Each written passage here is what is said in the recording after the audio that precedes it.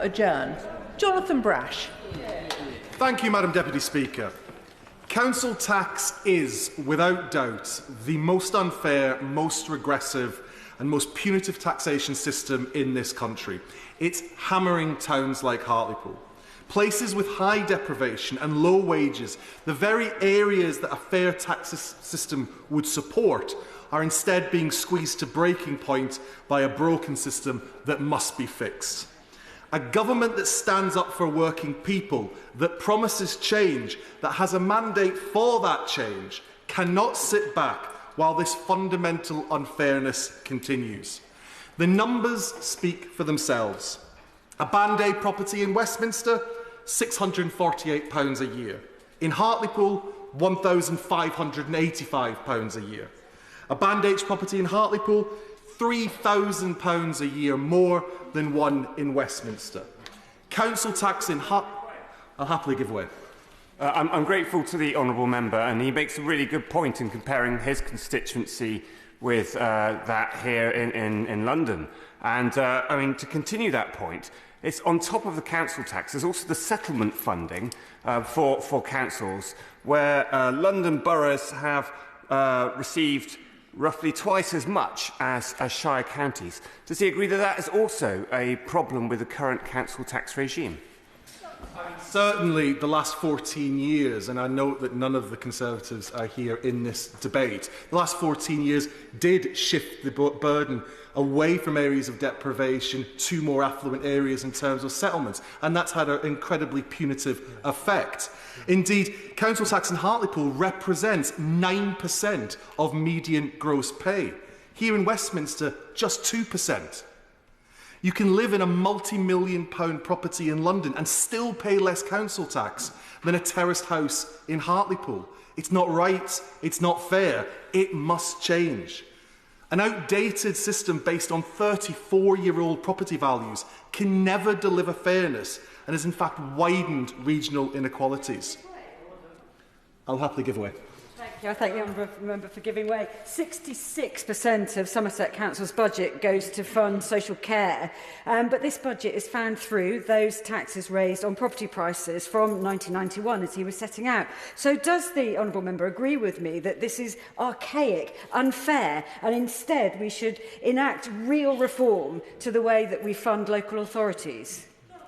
I absolutely agree. And I'm coming to social care later in my speech, so I'll pick it up there. I will give way. Can I commend the Honourable Gentleman for Hartlepool for bringing forward in this House? The Honourable Gentleman is getting himself a reputation as a really assiduous constituency worker. I wish him well and continue to do the good work that we all witness. Does the Honourable Member not agree that with the cost of living crisis, working families, and that's what we're talking about here, working families need to know that every penny of tax is wisely spent, and confidence is very clearly at an all-time low?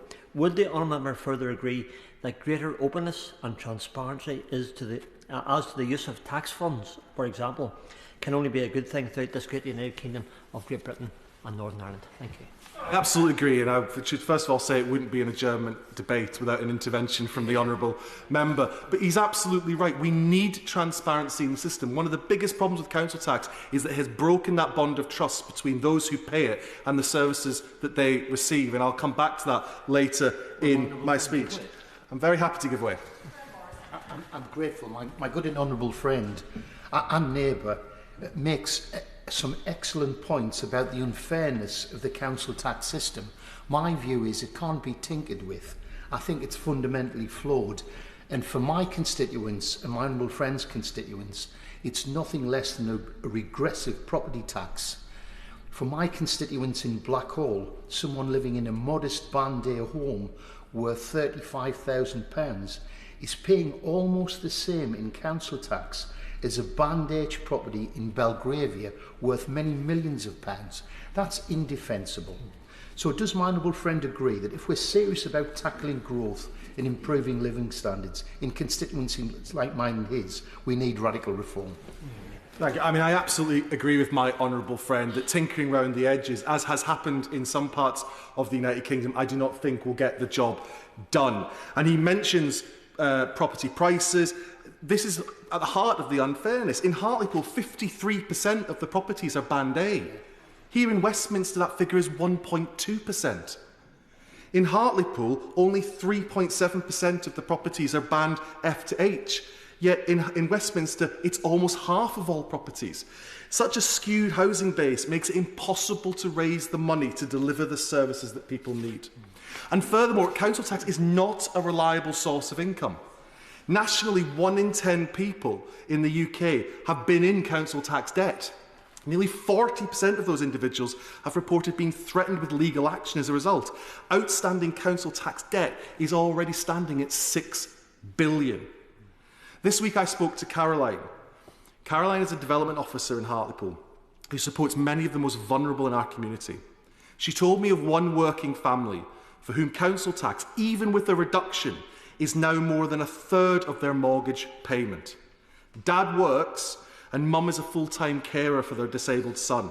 They live in fear of not being able to pay. They do not understand where their money goes and they don't feel any benefit, only financial pain. How can we sustain such a system? How can we stand by while it punishes the very people we are supposed to represent? And at the heart of this broken system is social care, as has been mentioned already. Nearly 70% of Hartlepool's budget is spent protecting the most vulnerable children and adults in our town, and this is mirrored in areas of need across the country. No one in their right mind would design a care system funded by a regressive tax levied on small, struggling communities. Yet that's exactly what has happened, and it's been getting worse. In Hartlepool, officers have made a rough estimate that if social care was removed, a typical Band D property would see their bill drop from £2,400 to less than £1,000. Elsewhere, the scandal in children's social care is slowly bankrupting local authorities. Private providers, often owned by faceless hedge funds, are profiting on the backs of vulnerable children. The costs are staggering. In Hartlepool, the top 4 private providers charge an average £12,000 per child per week. That's £624,000 a year for just one child. For Hartlepool, that's the equivalent of more than a 1% rise in council tax for one child's care. Local councillors face the impossible choice: protect the most vulnerable or impose even more council tax pain on their residents. And the most pernicious thing about this regressive tax is the impact it has on trust. No taxation without representation is the saying, but as council tax bills go up, services are cut. Residents no longer receiving the representation their money is supposed to deliver. Most people, thankfully, don't need social care, but they do need bin collections, clean streets, well-maintained parks, green spaces, museums, leisure centres and libraries. All things that make somewhere a place, yet repeatedly cut and cut because of this failed system. This is breaking the bond between councils and the public. And when people feel they are paying more but getting less, they stop believing in the system. And when voters feel ignored and abandoned, they don't stop voting. They'll vote for anyone with easy answers. Populist politicians with no real answers will step into this gap and they'll exploit this frustration. And I would warn ministers, fix council tax or face the electoral consequences. And there are alternatives. Andrew Dixon and the Fairer Share campaign have advocated for a proportional property tax that would ensure contributions are based on actual property values. 70% of households in the North East would be better off. Nearly a third would save as much as £1,500 a year. Money that could help struggling families put food on the table, heat their homes and buy their children the things that they need. Yes, some would lose, but it would be the wealthy in our society who would and should shoulder that burden. If we are not prepared to make the wealthy pay so that the poor can pay less, then what exactly are we for? Yes, I'll happily give way. Can I pay tribute again to my colleague, the member for Hartlepool, for securing this incredibly important debate? I agree with every word that he says. Would he agree with me that actually a reformed system would both reduce the cost of living for ordinary people and potentially, depending on how the government wanted to reform it, actually increase revenues for the government to spend on better public services? Absolutely. A properly balanced system actually can provide the services we need and put more money into the pot to ensure those services are delivered. That's part of the problem with this system. It's so broken, it punishes people in deprived areas and still doesn't deliver the services that we're supposed to. That is the problem. Now, I know that ministers have said that they are not looking to reform the council tax system in this Parliament, but even if an overhaul of the entire system isn't possible, there are still ways to improve things. And I hope the Minister will advocate for these things. The Casey Review of Social Care should recommend taking social care out of local authorities. The Children's Wellbeing in Schools Bill, promoting regional cooperation, can create economies of scale to take the burden off council taxpayers. And under the English devolution proposals, financial devolution must be part of the discussion. If we are going to have larger authorities more remote from the taxpayer, then the residents must see the benefit in their pockets. To conclude, Madam Deputy Speaker, this government promised change. It promised to fix the foundations. But the public's most direct contact with government is through local councils, and those foundations are crumbling. If ministers ignore council tax reform, they do so at their peril. We can fix a broken system. We can ease the burden on working families, and we can restore trust in government at all levels. We have a moral duty to right a 34-year-old wrong, to find a sustainable solution to this injustice, cut council tax bills and deliver real change for the people we represent. Thank you. Luke Myer. Thank you, Madam Deputy Speaker, and I congratulate my honourable friend for securing this debate. He is absolutely right that this system is outdated, regressive and in desperate need of change, and our region is disproportionately impacted by this. My constituency is split between two local authorities, Middlesbrough to the west and Redcombe Cleveland to the east. Two distinct areas with their own local challenges, but they face similar issues when it comes to council tax. Loftus in Redcombe Cleveland will have a Band D council tax rate of more than £2,500 for the next financial year. And this means that a multi-million-pound property in East Sussex could attract a lower council tax bill than the average family home in our region. This cannot be fair.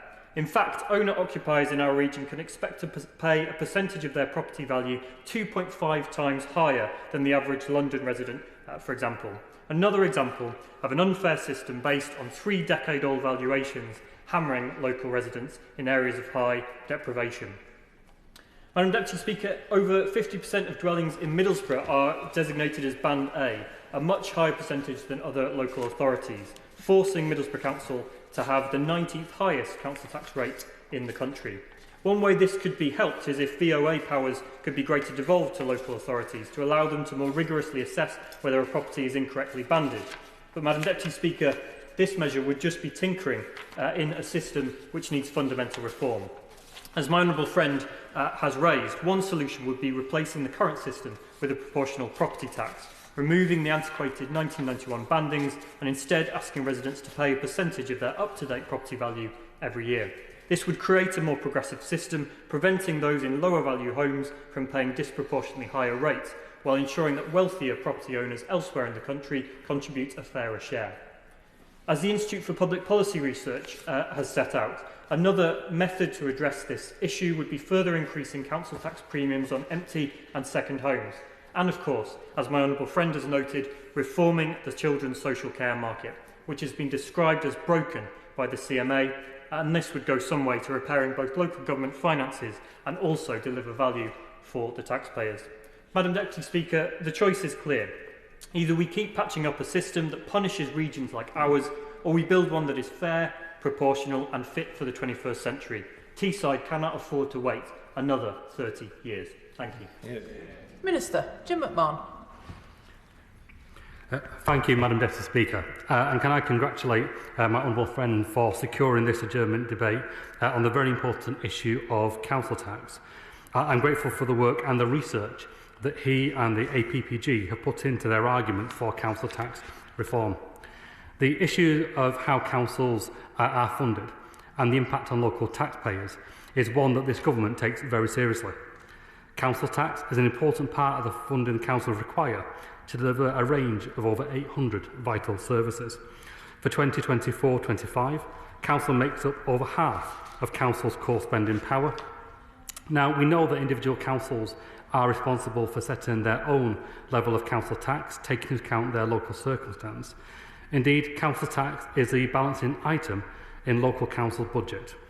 As my honourable friend will know, the ability to raise revenue from council tax is determined by the number of domestic properties within the local authority area and the value of those properties in 1991.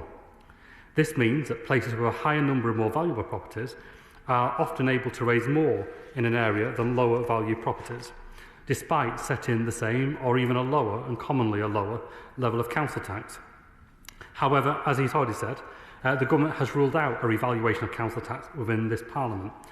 And so that means that we must find other ways to readdress the discrepancies of tax raising ability through other means. Now, the previous Conservative government committed to improving and updating the way that councils are funded through the Fair Funding Review, but this was never delivered. Now, we will make good on that commitment and will implement long-awaited funding reforms through a multi-year settlement in 2026-27, the first multi-year settlement in over a decade. We have recently consulted on the proposed objectives and principles for local government funding reform, and in this consultation, we propose that we update the way we account for council tax in determining local authority funding allocations, so that future allocations more effectively account for the differing ability to raise council tax income across the country. As he's already pointed out, this means that somewhere like Hartlepool, where the tax base is weaker because of the number of homes in Band A to C, will not be treated the same as an authority in the South East, which has a high number of homes in Band E to H, and therefore has a greater council tax revenue raising power. This will be part of a wider set of changes to improve the approach to funding allocations within the local government finance settlement by allocating funding to ensure that it reflects an up-to-date assessment of needs and, importantly, local resources. These funding reforms are part of a comprehensive set of reforms for public services to fix the foundations of local government, and this will be done in partnership with the sector, and it will be on the principle of giving forward notice and certainty to allow time for councils to plan for the future. Now, while the government recognises the argument in favour of council tax revaluation and reform, as I've said already, there aren't currently plans to reform council tax in this Parliament. There are significant changes to local government structures, to governance, to accountability, to audit, to standards, to its financing, taking place alongside an ambitious programme of devolution and, of course, local government reorganisation. I say that because we cannot underestimate the amount of change in a very short space of time that is taking place within a system that he will know has been left quite fragile after 14 years of mismanagement by the previous government. I'll give way. Yep. I thank the Minister for giving way.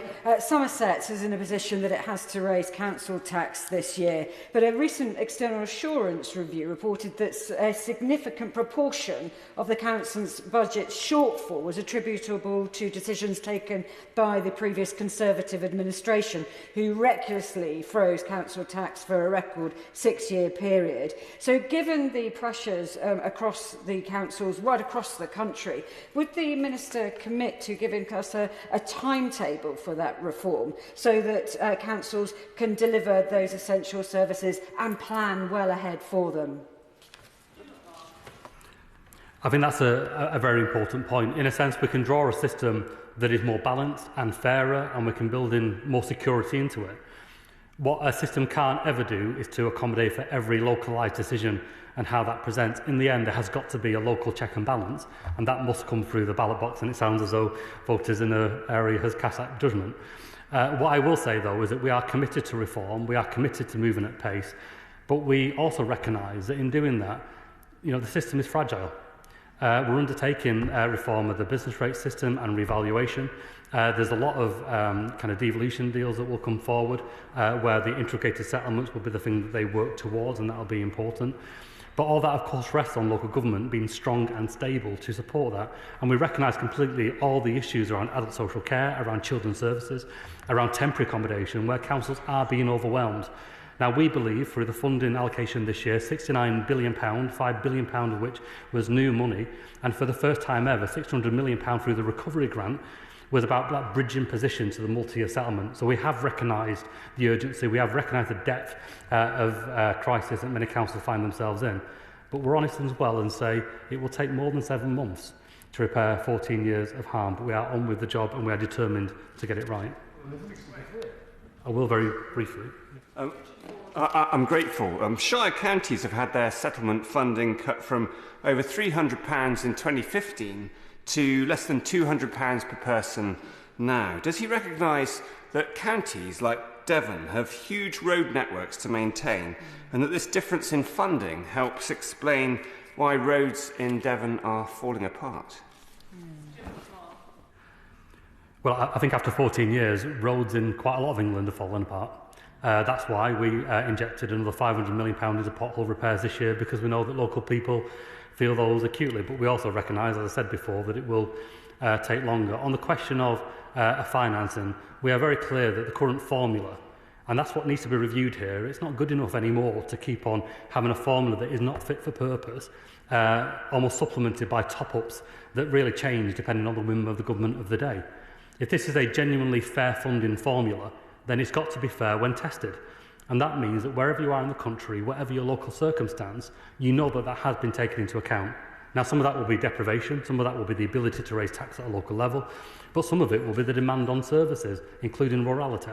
And so we do have to make sure that in this review that we rebuild trust and confidence as well as sustainability. And he has my commitment that we are absolutely determined to make sure that this is a piece of work done with integrity. Now, we recognise the urgency to fix the foundations and also to tackle the underlying issues that we have talked about already. I will say, for all its criticisms, and there are many, and many of them are completely legitimate, the current council tax system does have some advantages. First of all, it's a settled tax that taxpayers do understand, and it has a high collection rate, notwithstanding the uncollected element that was mentioned before. Pound for pound, it has a high collection rate. On that basis, revenues are therefore relatively predictable. That means that for local authorities, they have a greater certainty for their financial planning.